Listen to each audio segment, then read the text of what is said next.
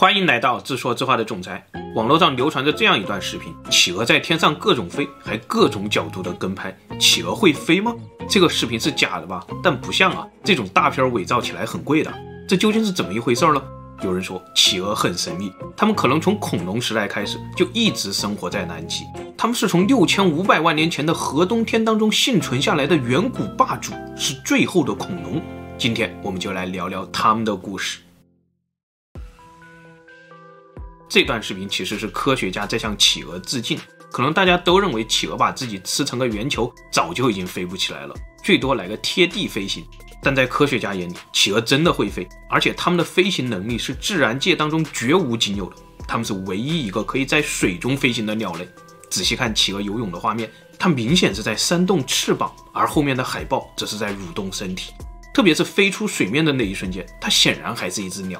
科学家说，企鹅身体里充满了脂肪，羽毛上又有光滑的油脂，还会向外释放微小的气泡来降低阻力。它在水中简直就像其他鸟类在空中一样，扇动翅膀就能提供动力，最高时速可以达到36公里，最深能潜到565米，最长憋气记录超过1个小时。这个数据简直就快要追平鲸鱼了。难怪当鲸鱼在水族馆里见到企鹅的时候，会悄悄地模仿它。是不是这头白鲸也想着哪天能够猛拍翅膀，像企鹅一样飞出水面？关于企鹅会飞，网友还拍过这样一段画面，大家注意看，可能会快到你也没反应过来刚刚到底发生了什么。这飞起一脚，绝对有当年恐龙祖先的风范呢。企鹅走路为什么这么猛？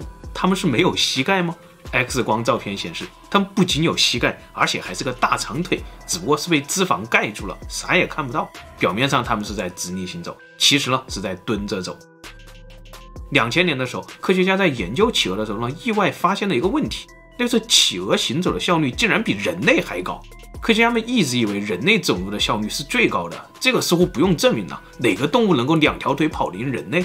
人类的走路方式非常有利于回收重力。我们每往前走一步，身体都会前倾，用重力驱动身体向前，就节省了肌肉的力量。计算以后发现呢，猩猩直立行走回收重力的比率只有 35%， 狗熊呢不到 10%， 鸡 60%， 而人类呢高达 65%。 这个数据简直就是独孤求败了。结果这个实验当中，科学家们计算了一下企鹅的数据，竟然超过了 80%， 也就是说企鹅才是直立之王，人类只排第2。为什么会这样呢？其实这是因祸得福，本来把腿蜷起来蹲着走，重心会变得很低，很难利用重力，走起来会越来越累。但是除了可以前倾利用重力，还可以左右摆啊，于是我们就看到了这种企鹅又萌又省力的走路方式。下次你要是逛街累了，也可以尝试一下左右摆着走，没准你会发现新世界。人类观察到企鹅生存的极限是-117度，这种低温，你光脚站在冰面上试试，怕是比东北去舔大铁门还惨吧？但企鹅为什么就不动脚了？原来它的脚踝上进化出来了一种非常精妙的结构，叫做逆流热交换系统。说白了，就是在脚踝上把血管打一个非常复杂的结。如果没有这个结，流入的血液有37度，企鹅脚又大又薄，简直就是个散热片。当血液流回来的时候呢，就只剩下13度了。为了保持体温的恒定，就得消耗大量的能量把这些血重新加热到37度。身体不可能为脚提供这么大的能量，脚很快就会冻僵了。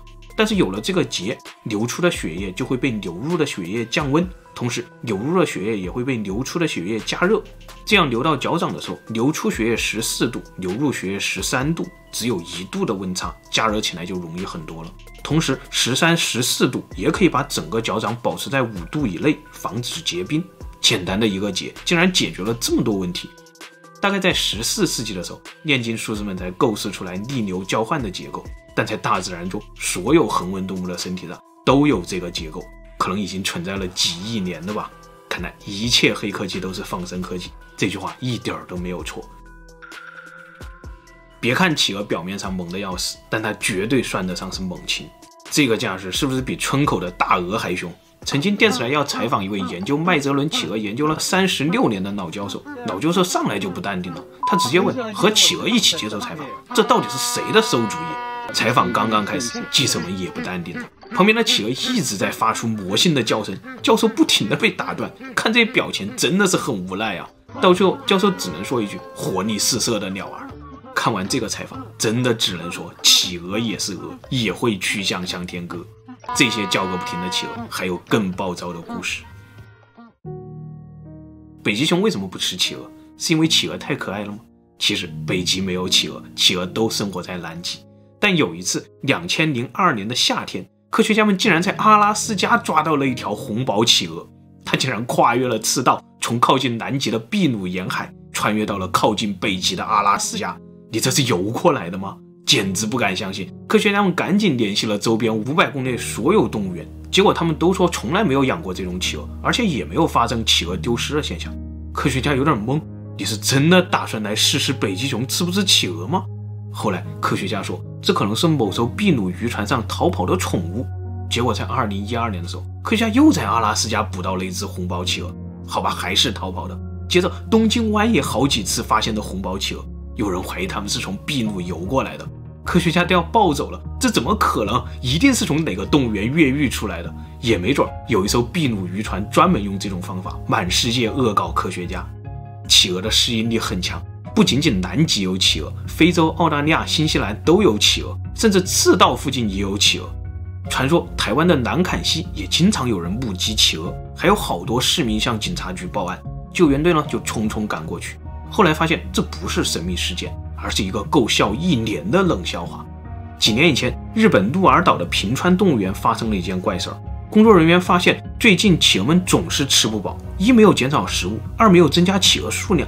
但眼看着企鹅一只只饿得无精打采，动也不动，游客们都开始抗议了。最后动物园总算通过这张照片发现了问题，原来企鹅队伍里混进去了几只野鸟，它们假扮企鹅偷吃口粮，还一脸无辜的样子。后来这只鸟又仗着自己会飞，飞到了长臂猿馆里去偷吃，结果被暴揍一顿，住进了 ICU。再后来，这只鸟康复以后飞到了南坎溪，变成了台湾企鹅。这个家伙叫做飞鹿。南极有一种阿德尼企鹅，眼睛很小，身材也不高，还不到地企鹅的一半。最早的 QQ 就是这种企鹅，现在的 QQ 为什么越长越不像这种阿德尼企鹅了？可能也有人告诉过马老板这种流氓企鹅的故事吧。大约在100多年前，一个叫做李维克的英国医生远征南极。最开始他刚见到这种小企鹅的时候，觉得他们简直就像一个穿晚礼服的小绅士，非常的可爱，而且他们有一夫一妻的习惯，家庭非常和谐。医生就写了不少论文传回英国，英国的绅士小姐们很快就爱上了这种可爱的小家伙，但很快李医生就再也不传这种企鹅的资料回来了。直到李医生返回英国，他也再没有向人提起过这种小企鹅。又过了100年，直到最近几年，李医生当年的企鹅笔记才曝光。因为这种企鹅实在太流氓了，笔记中充满了流氓、恶棍、毫无底线的家伙等等等等这种词汇。先前还被李医生夸奖的小绅士，随着深入了解，已经变成了不可描述的东西。这些笔记是用希腊文写的，是为了防止被那些单纯的人读到产生误解。我们先说几个比较温和的流氓行为。当阿德尼企鹅要下蛋的时候，他们会找一片没有冰的空地，还要在地上用石头垒一个巢。这个时候呢，石头可以说就是他们的金钱，然后为了金钱，他们的流氓本性就显现出来了。比如这只雄企鹅趁邻居离开的时候呢，赶紧跑过去偷石子，你偷我的，我也偷你的，到最后搞得谁都建不起来巢。但雌企鹅马上就要生了，怎么办呢？高冷的事情发生了，雄企鹅会把雌企鹅赶出去给自己戴帽子，也有雌企鹅会直接对着隔壁的老王抛媚眼。当然戴帽子抛媚眼这也都是有代价的，别的雄企鹅必须付钱给这只雌企鹅，也就是那些死者。这种关系简直太乱了。还有更流氓的，比如很多泼辣的雌企鹅会在老王上钩的那一瞬间挑起石头赶紧往回跑，老王嘎嘎叫个不停，不是去报仇，注意是去凶自己的老婆。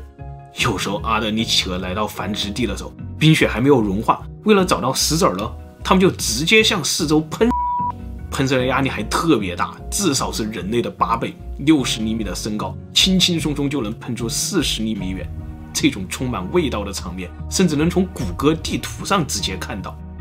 还有的时候，企鹅们一起去捕鱼，后面的企鹅会一脚把前面的兄弟踹到海里，这是因为海里很可能会隐藏着海豹，等着吃第一个下海的企鹅。先把兄弟踢下去喂海豹，这对于流氓来说有什么不对吗？还有比这更高冷100倍的流氓行为，实在无法描述。请大家搜索相关关键词的时候，也先做好心理准备，保证你看完以后连 QQ 都恨不得删了。尼森在笔记中说，阿德里企鹅的流氓世界实在击碎了他的三观。他认为这些记录根本不应该对100年前的大众公开，要等100年后才能公之于众。但也有科学家提出不同的看法，我们不能以人类的伦理价值来评判动物啊。再说，除了阿德里企鹅，人类还发现了南极的帝企鹅啊，他们的故事又不一样。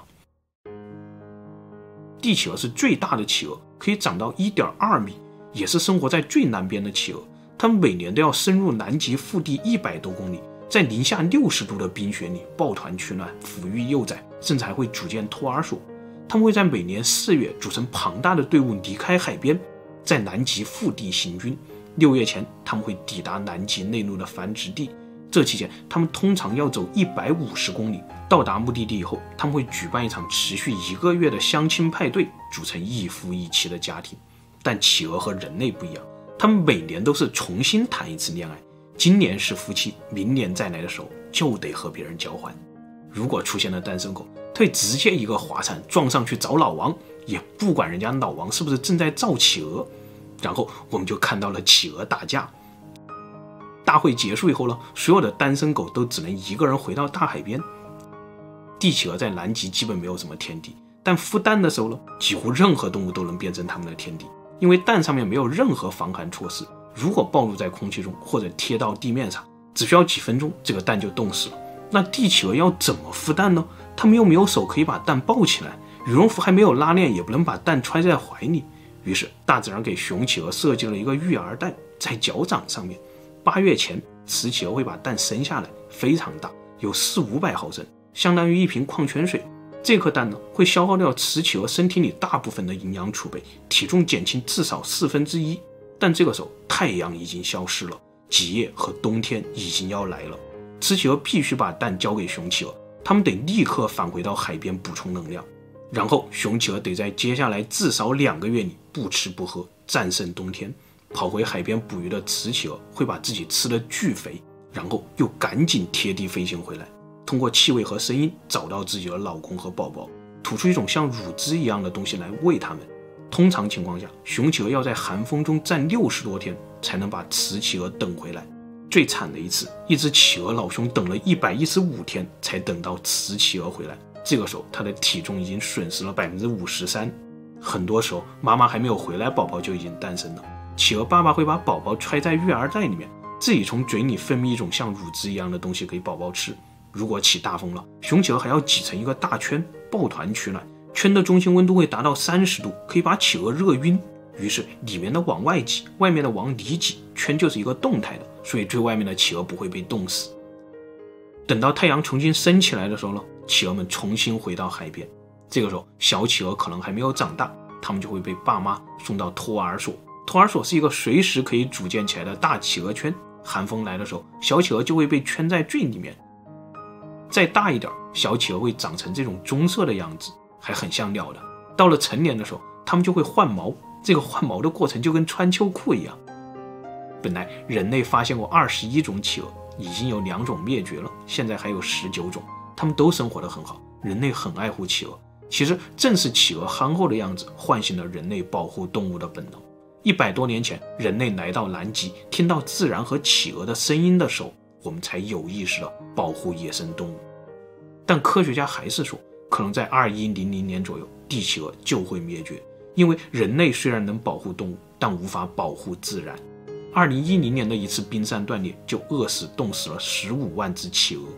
企鹅的栖息地正在减小，这个恐龙时代就战胜了核冬天的企鹅王朝，可能会在人类的时代消失。好了，今天的故事就分享到这里，谢谢大家。最后夫人说，还好你最后没有吃播企鹅。